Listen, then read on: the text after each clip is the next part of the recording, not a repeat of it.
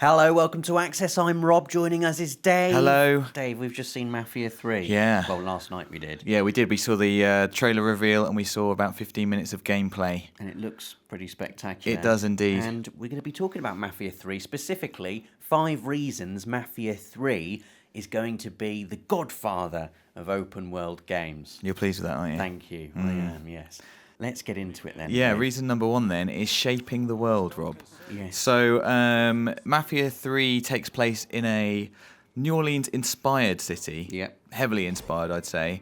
And it's about organised crime in the city. And more specifically, it's about taking apart that organised crime, disorganising it, if you will. And then reorganising it with your own crime, your own organised crime. But more specifically, basically, you're, as I said, taking apart the organised crime in this city. And then you get to choose how you sort of build it back up again. So you have lieutenants, 3 lieutenants that you work with, who you can assign sections of the city once you've taken them over. We saw Lincoln taking over a place called the Sister, didn't we? And he got Vito, who you'll remember from Mafia 2. To look after this patch of city for him. That's right, and then as a sort of reward for doing that, you get different upgrades and bonuses for depending on who you choose. And I think that who you choose is going to have an effect on that area of the city as well as the story.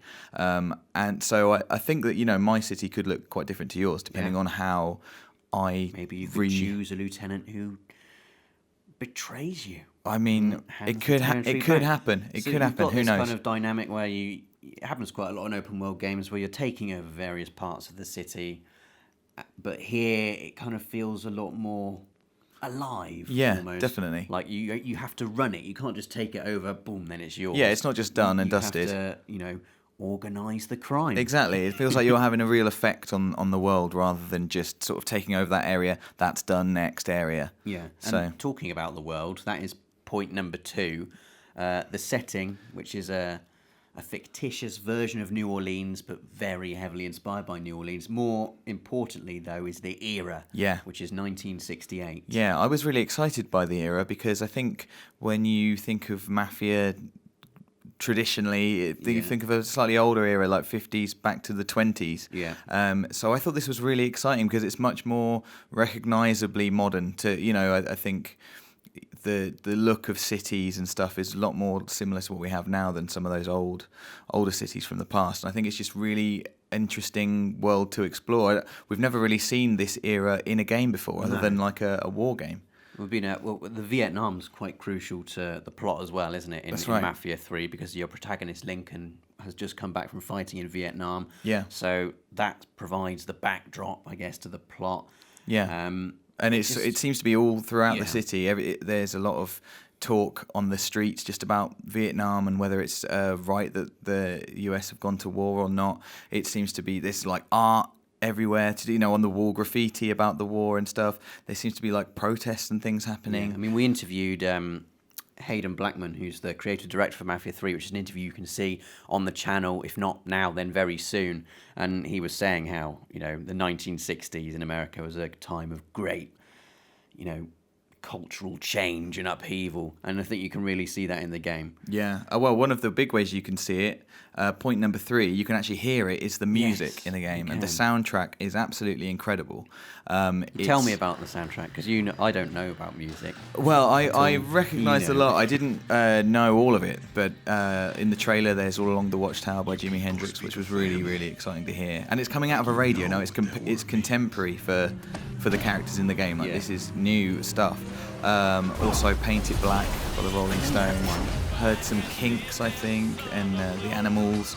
It's 60s rock and roll. Yeah, a bit of jazz in there. Exactly. It's music that I think people today still love and listen to. Jazz from previous sort of Mafia eras is, everyone enjoys it, but it doesn't mean so much. It puts you in the place. Whereas I think here, we saw Lincoln walking around the city and just different styles of music and songs came wafting out of bars and clubs, and it gave the city a real sense of time. Yeah, for people who enjoy just being absorbed in game worlds, just existing in them. Yeah, this is going to be a great world to do that. I think just to walk around it, take in the sights, because the lighting is beautiful. Yeah. Just to listen to the music that not just comes out of car stereos, but as Dave said, comes out of clubs and bars as you walk past. It really does feel like you're inside a 60s mob movie. Yeah. We should talk about Lincoln Clay. That's point number 4. Yes. He's the protagonist, and he's going to play, well, obviously he's going to play a crucial role in the game. But he's a very interesting character, isn't he? Because He is indeed. he's quite violent, Yeah. very loyal to his family, very driven. Well, you say his family, he's an orphan, of course, but when he went into the army, he met his family. Made his family. You know, exactly. Which is really important to him. He's a very loyal character, and I think he's driven by that loyalty, maybe to, a fault. It's hard to say at the moment. The first thing we saw him doing was feeding a rival mob boss to some alligators in a swamp. That's right, yeah. Which I'm hoping is going to be a mini game. I hope you get a trophy for it. Definitely. And hope it's some crocodile-related pun. Exactly. That if I was witty, I would think of right now, but I can't. But you're not. He's been described as an anti-hero, and I think that is going to be interesting to see how they get that across, because an anti-hero, it's quite hard to it's a fine line, isn't it, between doing some quite horrible things and still empathising with that character. So. Yeah. And well, he does. Talking of horrible things that he does. Yeah. Point 5, the combat and the various modes of it. Now, the combat's very brutal. We saw lots of takedowns with knives and also shotguns. Yeah. And we saw some proper full-on third-person cover shooter combat. Yeah. And we saw some car combat. Yeah. And it all seemed very well. Just the transitions between those different styles of combat seemed very smooth. Absolutely. It seemed like quite a natural thing as well. Yeah, I was really surprised and impressed by the sort of speed of things. It really flows. Like the gunplay, especially, it wasn't in any way sort of heavy. It was he seemed really quick and fluid in the way that he can shoot. I noticed he shoots with both hands, which sort of adds to that.